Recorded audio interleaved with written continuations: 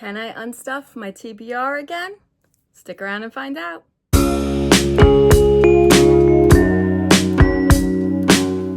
Hi friends, welcome back to Pages and Chaos. And Becky asked me once again to be part of her Unstuff Your TBR series.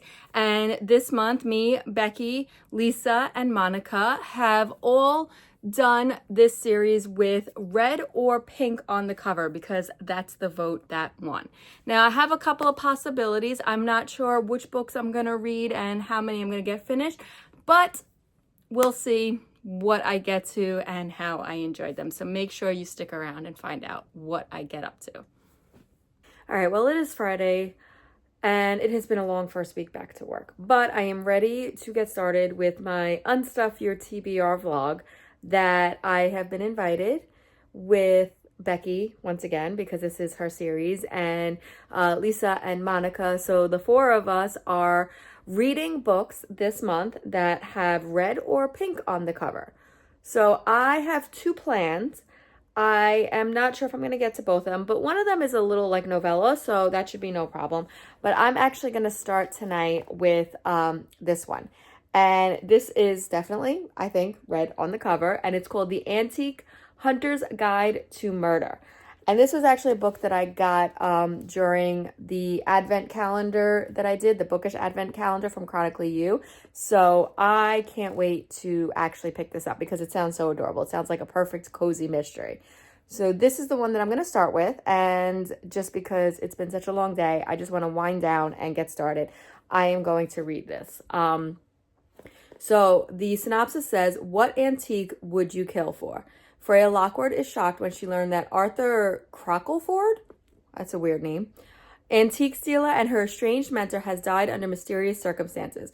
She has spent the last 20 years avoiding her quaint English hometown, but when she receives a letter from Arthur asking her to investigate, sent just days before his death, Freya has no choice but to return to the life she's sworn to leave behind. Joining forces with her eccentric Aunt Carol, Freya follows clues to an old manor house for antiques enthusiasts weekend. But it's not all as it seems. It is clear that Freya that the antiques are poor reproductions and her fellow guests are secretive. Can Freya and Carol discover the truth before the killer strikes again? So this is what we're going to start with. And when I have something worthwhile, I will check back in with you. Well, good morning. It is Saturday. I am having a little rough start this morning, but I am currently streaming Saturday Morning Momentum with Kat and Lee and Jen and Liz. They do this every Saturday morning. It's just a productivity or power hour, whatever it is that you want the hour to be. So I am doing that right now. I have coffee going. I am going to do some spinner wheel tasks today, and I did do the first spinner wheel and I got dishes. So what I'm going to do is I did just get the audiobook for the Antiques Guide to Murder. It's like the yesterday actually. So I'm going to pop in the audio and continue to listen while I do some things around the house. First up is the dishes. I got laundry. I got a whole bunch of things that I want to get done today.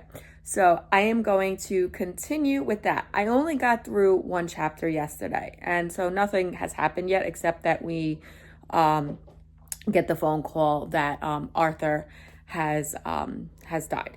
So no update on the actual story and if I'm enjoying it yet, but we'll see as I get through a little bit more today and do my reading. Well, it is Sunday night. I am streaming sprints here with Krista at Books and Jams. It is actually the last sprint of the night, and I finished my first book for the red or pink on the cover. And I overall enjoy this. I gave it 3.5 stars. It was clunky at points, and you could definitely tell it was a debut novel. I think I will pick up, if I can, like from the library, the second book in the series. I'll see how that goes and might continue it. It was overall enjoyable. There were a couple of parts that I felt like were just like a little too clunky or like too much that like maybe could use with some editing. Like it kind of took you out of like the main point of the story, I think, a little bit. But overall, I think it was enjoyable. So I definitely will try to pick up the second book in series and see how I like it. So overall, 3.5 stars. I think I'm going to try to pick up at least one more book. It is like the 11th. So I do have some time. I'm going to pick up a novella. I actually left the book upstairs, but it was a little like novella that I got for Christmas from author Kiri Patterson. I read one book by her so far, and I really enjoyed it. She's got a lot of books. I think she just had a third book release, so she's got some upcoming things coming out. And she's a very sweet romance, closed door, very, I think like Hallmark-esque. But I enjoyed the first one, so I'm going to read this second one. This is pink on the cover. When I start that, then I'll come back and show you. And we'll see if I can get through any other ones after I finish that, because that one I think is only like 200 pages. Like, it's very short. So definitely is going to get through that one pretty quickly. So yeah, so we got one off of my Unstuff my TBR here. So another successful month at least so far. Well, you're going to have to excuse the way I look because I have been sick the last 2 days.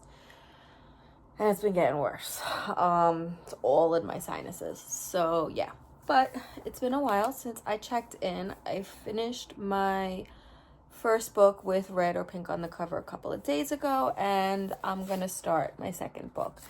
So this is a cute little novella. It's called Cupid and Cupcakes, and I think it's about like 130 pages or something like that. Yeah, like 125 pages. So very short.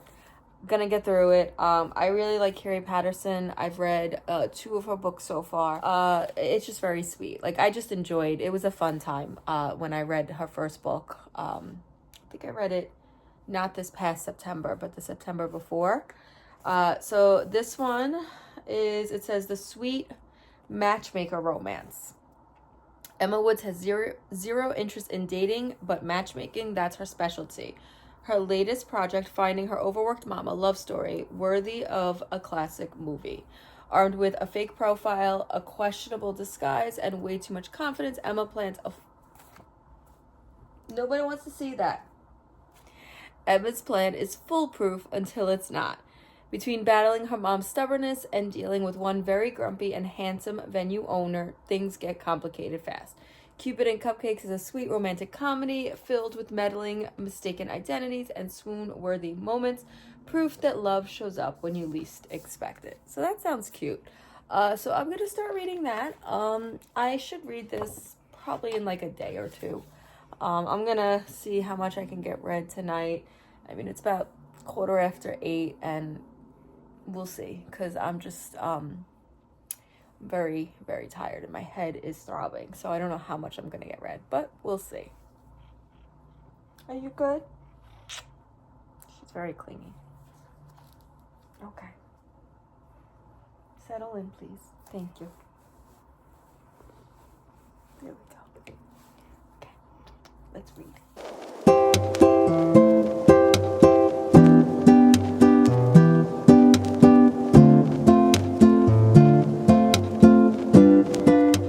Okay, so I'm a chapter in, and there's a scene where Emma's mom comes randomly to see her apartment.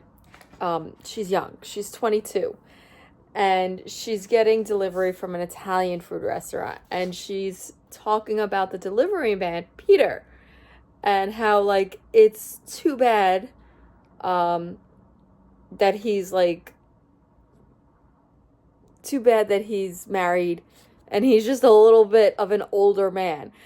Now, coming from a 22-year-old, I'm just curious what age that is, because it doesn't say how old he is, because, like, I'm assuming he's just in, like, this one scene or whatever, because, you know, we're just setting it up. It's not like he's going to be regular in the book, but I just find it so funny, because I can't help but think somebody who's 22 years old talking about a married man that's just a little bit too old is like, that my age? Is that like 40? Like, I just turned 40. Is that in his 40s? Oh my god. I need to, like, I need to stop, like, reading these rom-coms and things like that with these young people in it. I need to find some rom-coms with people my own age. But I found that pretty funny. So yeah. But my head is killing me. So I think I'm just going to turn off the light. I don't think I could listen. I mean, I don't think I can read. But yeah, so I think, I mean, I just read like the first chapter and a half. So I think I'm just gonna leave it there for tonight because my head is throbbing. I need to like turn off all these lights and I need to just go to bed tonight.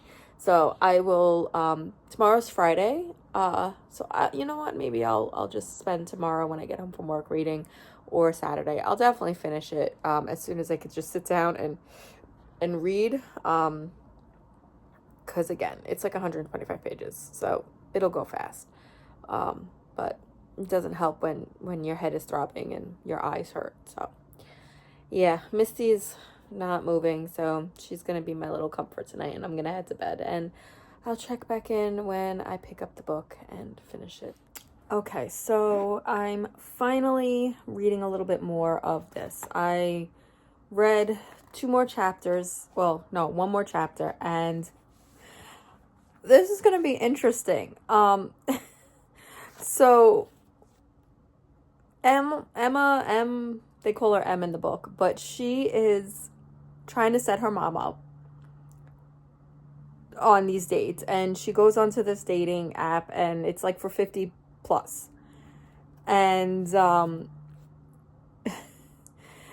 she's trying to like get into this event with her mom. Like, her mom doesn't know yet, and she's trying to get into the event with her mom, and she bought 2 tickets, but it specifically says that both tickets are for people who are 50 plus, and you're agreeing that you are over 50. So now it says, like, she's worried that she just did this because she's going to go with her mom to try to convince her mom to go and to meet these people, whatever, but now she's got to disguise herself to look 50. So this is either going to be a really cute and funny story, or this is just going to be so, like, cheesy. I don't know, but I guess we'll see. Because at some point, like, she meets her own person, like, at one of the, like, the event owner or, like, the venue owner of one of these events or something like that. And I guess her being disguised somehow as somebody who's 50 is yeah, I don't know. But this is going to be interesting. So the goal is to get this finished tomorrow. It's late now, well, 9:30. I'm finishing up my tea, and I'm just going to go to bed. And tomorrow is sprints with everybody. I have class tomorrow for the first class of the semester, and then I'm going to join everybody a little bit later, and then hopefully I'm going to be able to just finish this. And yeah, so we'll see how this goes. Like I said, it's either going to be really cute and funny or just really cheesy. But either way, I'm here for it. Well, it is Tuesday, and we are streaming sprints. So I'm going to finish, hopefully, this book during sprints. So that's going to be fun. We just got on, and so we're doing our first sprint, which is a 40-minute sprint. And yeah, so we'll see how much of this I get done. The goal is to finish this tonight. So yeah, I guess we'll just see.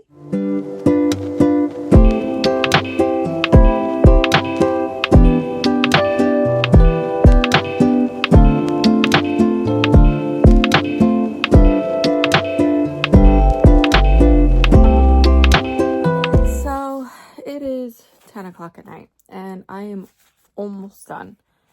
I'm going to switch over to bed and just read the rest until I fall asleep. Now, I think it's really cute. And there are a few parts that I'm like laughing out loud at this, and it's just like giving me a good chuckle. The description on the back makes it seem like more is going on than what actually is. Now, I have probably about 50 pages left, so I don't know. There's still some stuff that could happen, but you know, in the back of, you know, in the synopsis, it's saying armed with a fake profile, a questionable disguise, which I mean, yeah, I guess. I mean, the disguise only lasted like a short time. And then dealing with a very grumpy and handsome venue owner, things get complicated fast. So yeah, like things got complicated like once or twice, you know, and then obviously like this isn't a spoiler because duh, like that's the whole point, is like he asks her out really quickly. Like they spend one time together at the event, and then he comes to the store where she works and he asks her out, which is fine. Like it's cute, and like that's how things happen, right? But like I said, like the back of the book just makes it seem like there's more that should be going on, you know, like mistaken identities. Uh, like I feel like the description could be a little bit like simpler. But anyway, that's just like the description. I'm really enjoying this for such a short, like novella. It is really cute. It is definitely a fast read. I'm just exhausted. And when Sprint's finished, I kind of just, I don't know, like went from energy level up here all the way down. So like you guys aren't even like on the tripod right now. It just kind of propped up over here. So that's that. I am going to finish this. And, well, if not tonight, then tomorrow morning. Just because there's been a lot going on. It's been a long day. But anyway, so yeah, it's really cute. I mean, obviously it's moving fast because it's only, you know, a novella. It's 125 pages. So, like, that's fine. It's a cute little break. It is a sweet, they describe it as like a sweet romantic comedy. Very Hallmark, which I think is like a good palate cleanser for right now, for what I needed and what I wanted. So that is the plan. I'm going to finish that. And yeah, I will let you know my final thoughts probably tomorrow, because that's when I'll finish. Okay, so I finished Cupid and Cupcakes a couple of days ago. I just haven't had the time to wrap up my thoughts here on it. So this was pink on the cover. I enjoyed this. I think I gave it like 4 stars. It was definitely high 3.5 to a low 4. The only reason why I'm saying low 4 is because I felt like this would have been so much better if it was a full-length book, not a 125-page novella. I really wanted so much more from this because I enjoyed it. Like there were some parts where Emma talks about like her personality and how, you know, she doesn't really have long-term relationships because the men in her life usually leave because they can't deal with like her quirkiness in her personality, things like that. And I would have loved to see more of that. Like we don't get enough glimpses of that in here, like a few little like things here and there. I loved seeing like Grant and you know, Emma's like cute little dates and meetups and things like that. But again, I just felt like this could have been so much more if Carrie Patterson just like made it a full book. So I would love to see like if she continues and makes, like it says, a sweet matchmaker romance. So like if she does this as you know, an actual like series or whatever, I would love to see her books be longer. The third act breakup, in my opinion, was not as good as it could have been. But again, I think that's probably just because for time's sake, it just felt rushed and kind of a little lame.